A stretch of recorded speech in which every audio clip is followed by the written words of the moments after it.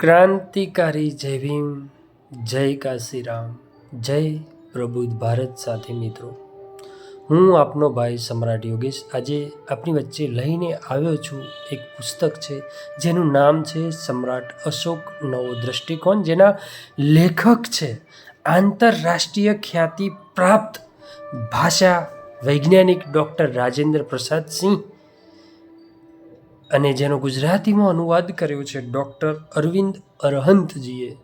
તો આ પુસ્તક છે આપણો જે ભવ્ય વારસો છે, જેને આપણને સુવર્ણ યુગ કહે છે, જેને સોનાની ચીડિયા કહેતા હતા, જેના જે સુવર્ણ યુગના આપણે વારસદારો છીએ, જે અમૂલ્ય ઇતિહાસ છે આપણો, જેની આ પુસ્તકમાં પ્રમાણસહ આપણી વચ્ચે મૂકવામાં આવ્યું છે, જેની રજૂઆત આ ઓડિયો બુકના માધ્યમથી હું કરું છું કે આ ઇતિહાસ આપણા જન જન સુધી પહોંચે, આ સ્વાભિમાન આપણા જન જન સુધી પહોંચે, કે જે સદીઓથી આપણા પર લજ્જા, ક્ષોભ, અપમાનની ભાવના આપણી અંદર આરોપિત કરવામાં આવી છે અમુક લોકો દ્વારા, અમુક વિશેષ વર્ગ દ્વારા, જેને ખંખેરીને આપણું સ્વાભિમાન આપણી અંદર ભરાય અને એક સ્વસ્થ મસ્તિષ્ક આપણો સ્વર્ણિમ ઇતિહાસ જાણીને સ્વસ્થ મસ્તિષ્ક સાથે આપણે સ્વાભિમાનની લડાઈ આગળ લડીએ. તો હું સમય ના બગાડતા સાથે મિત્રો ખૂબ જ શેર કરજો, અને આ પુસ્તકની શરૂઆત કરું છું પુસ્તકની ભૂમિકાથી. તો સાથે મિત્રો ધ્યાનથી સાંભળો અને ખૂબ શેર કરો. મૌર્ય કાળની બાબતે મેગસ્થની જે લખ્યું હતું કે ભારત વર્ષના લોકો ક્યારેય અસત્ય ન બોલતા, મકાનમાં તાળા લગાવતા ન હતા અને ન્યાયાલયમાં બહુ ઓછા જતા હતા. નિશ્ચિત પ્રાચીન ભારતના ઇતિહાસમાં મૌર્ય કાળ સુવર્ણ યુગ હતો. ત્યારે પાટલીપુત્ર દુનિયાના ગણ્યા ગાંઠ્યા નગરોમાં એક હતું. પાટલીપુત્રના મધ્યમાં મૌર્યોનો રાજમહેલ સ્થિત હતો.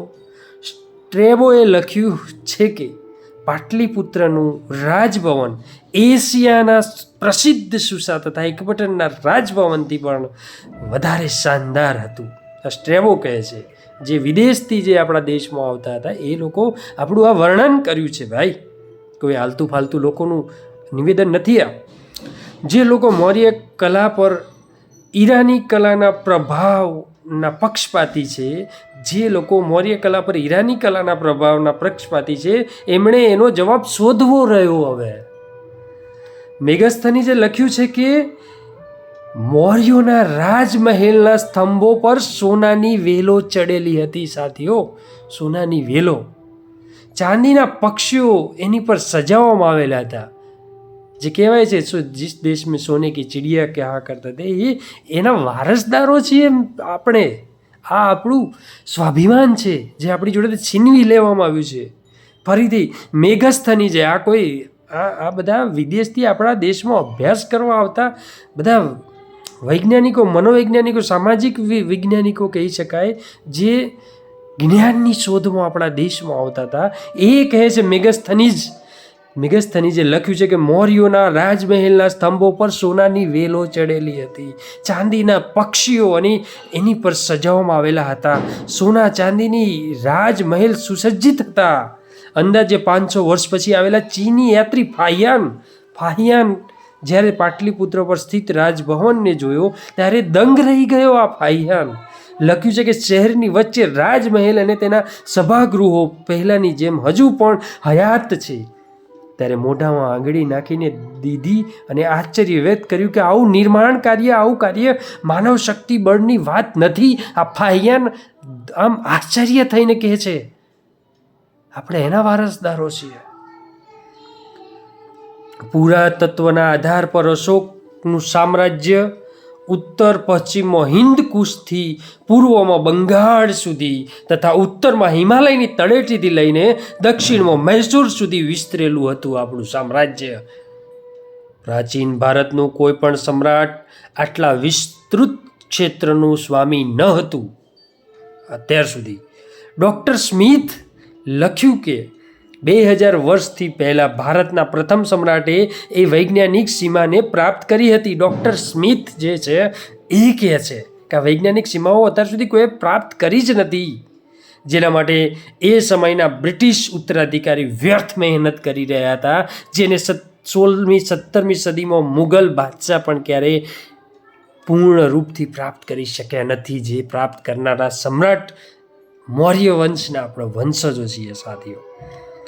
અશોકના રાજપદનું આદર્શ હતું કે સમ્રાટ અશોકનું રાજપદનું આદર્શ હતું કે દરેક સમયે દરેક જગ્યા પર પ્રજાની અવાજ સાંભળવા હું તૈયાર છું.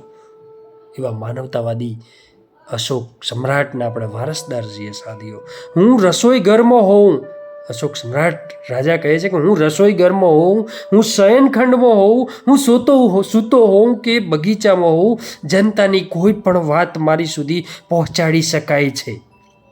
વિચારો સાથીઓ, કેવા મહાન માનવતાવાદી લોકો માટે જીવનાર રાજાઓ, પ્રતાપી રાજાઓના આપણે વારસદાર છીએ. અને આજે આપણે આપણું પોતાનું સ્વાભિમાન, આપણો ઇતિહાસ ભૂલી ગયા છીએ. તો આપણે કેવું કીડા મકોડા જેવું જીવન જીવી રહ્યા છીએ સાથીઓ. આપણે શાસક વંશ જ છીએ. સર્વ લોકહિત મારું કર્તવ્ય છે. સર્વ લોકહિતથી વધીને કોઈ બીજું મારું કર્મ નથી.